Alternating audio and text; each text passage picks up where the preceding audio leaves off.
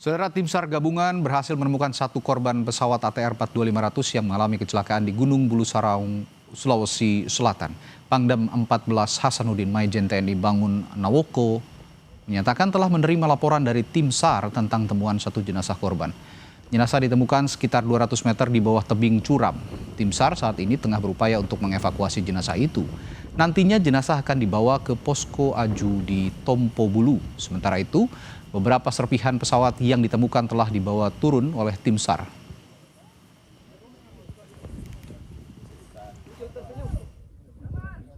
Beberapa saat yang lalu telah kami terima di Posko Aju ini, yaitu beberapa serpihan yang sudah berhasil dibawa turun oleh tim SAR kita. Kemudian ada berita yang cukup menggembirakan, beberapa saat yang lalu tim kita juga sudah menemukan jenazah dan sekarang jenazah posisinya sudah masuk kantong. Dan tim sedang keras untuk menaikkan. Karena posisinya kurang lebih sekitar 200 meter di bawah tebing yang sangat curam, kemudian dengan vegetasi yang cukup rapat. Sehingga ini membutuhkan perjuangan yang cukup keras dari anggota tim kita. Saudara, tim SAR gabungan masih berupaya mengumpulkan puing-puing bagian pesawat ATR 42500 yang ditemukan di lereng puncak Bulu Saraung, Kecamatan Tompo Bulu, Kabupaten Pangkep. Proses pengambilan bagian pesawat dilakukan di medan pegunungan dengan kondisi yang cukup sulit. Akses menuju lokasi badan pesawat terjal, berkabut, dan memiliki visibilitas terbatas. Kondisi ini sempat menjadi kendala bagi tim SAR dan menurunkan puing-puing pesawat serta melakukan penyisiran di sekitar lokasi temuan. Operasi pencarian tetap dilanjutkan dengan fokus utama pada pencarian korban, pengumpulan puing pesawat, serta upaya menemukan kotak hitam atau flight data recorder. Lalu bagaimana perkembangan terkini proses evakuasi korban pesawat ATR 42500? Kita perbarui informasinya bersama jurnalis Kompas TV Gufron Lamataha dan juru kamera Rama Pratama dari Pangkep, Sulawesi Selatan. Gufron, bagian pesawat apa saja yang sudah ditemukan oleh tim SAR gabungan sejauh ini? Ya, selamat malam Radi dan juga saudara. Selama proses evakuasi hingga malam hari ini sejauh ini memang sudah ada beberapa bagian yang sudah ditemukan. Di antaranya adalah badan pesawat atau bagian jendela pesawat, terus kemudian bagian ekor pesawat serta beberapa bagian kecil lainnya yang memang tadi sempat dibawa turun oleh tim SAR gabungan menuju ke posko gabungan tempat saya melaporkan saat ini. Sendiri menyatakan bahwa tidak memberikan atau juga tidak mengimbau kepada awak media untuk tidak mengambil gambar lebih jauh terkait dengan gambar temuan-temuan pesawat yang telah ditemukan. Nah, terakhir mereka telah menemukan juga tadi kotak yang awalnya diduga merupakan black box, namun setelah diklarifikasi ini merupakan bukan black box dari pesawat itu sendiri, karena memang tempat ditemukannya ini bukan berada pada ekor pesawat. Setelah dikonfirmasi kepada tim SAR yang menemukan bahwa kotak yang awalnya diduga black box ini ditemukan ataupun juga didapat di bagian hidung pesawat, sehingga ini dikonfirmasi merupakan bukan black box melainkan alat pendeteksi cuaca ataupun juga radar fungsi yang lain milik pesawat.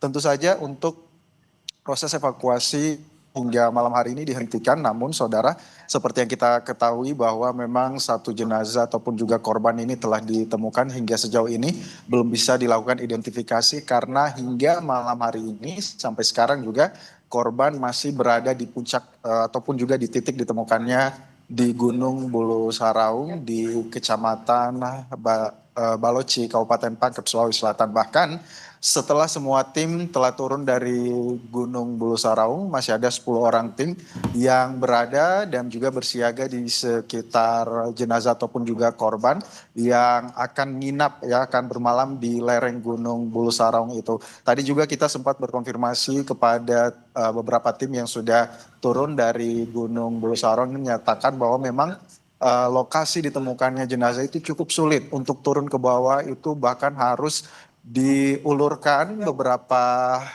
meter tali begitu ya, terus kemudian juga mereka harus membuat simpul tangga dan lain sebagainya untuk bisa turun, karena untuk mengandalkan tipografi ataupun juga kemiringan yang ada di puncak Bulu Saraung ini sangat-sangat mustahil, karena memang kemiringannya bisa hingga mencapai 90 derajat.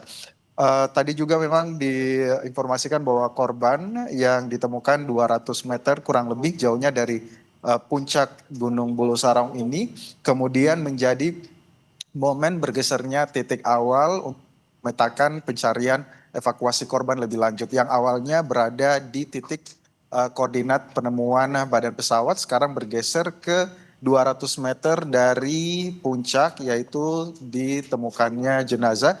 Kemudian nanti akan melakukan radius beberapa meter hingga beberapa kilometer lagi, tergantung dengan topografi ataupun juga kondisi permukaan Gunung Bulu Saraung. Sejauh mana mereka akan bisa melakukan makin jauh radius yang mereka lakukan akan memaksimalkan ataupun juga potensi besar untuk bisa menemukan jenazah-jenazah lainnya. Tentu saja untuk proses evakuasi hingga malam hari ini belum dilakukan. Skenario terbaiknya adalah akan dilanjutkan esok hari, namun akan dilihat lagi bagaimana kondisi cuaca esok harinya, Radi. Ya, Gufron, ini kan Pangdam 14 Hasanuddin sebut satu jenazah telah ditemukan tim SAR gabungan. Nah, apakah sekarang sudah bisa dievakuasi dan diidentifikasi oleh pihak keluarga ataupun tim DVI? Untuk saat ini belum bisa, karena memang korban ini masih berada di lereng Gunung Bulu Saraung. Jadi bahkan untuk tiba di posko terdekat dari Gunung Bulu Saraung, tempat saya melaporkan saat ini yang berada di kaki Gunung Bulu Saraung di desa Tompo Bulu saja, ini belum sampai.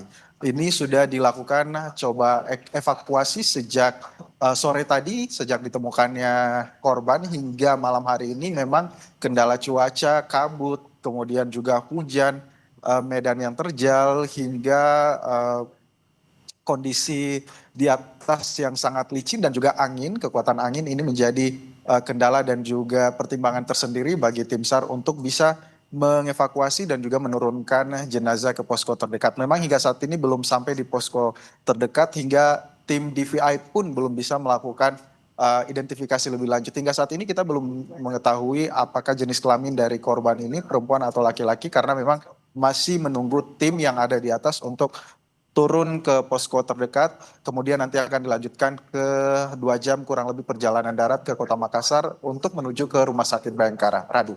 Baik, terima kasih Gufron Lamataha melaporkan langsung dari Pangkep, Sulawesi Selatan.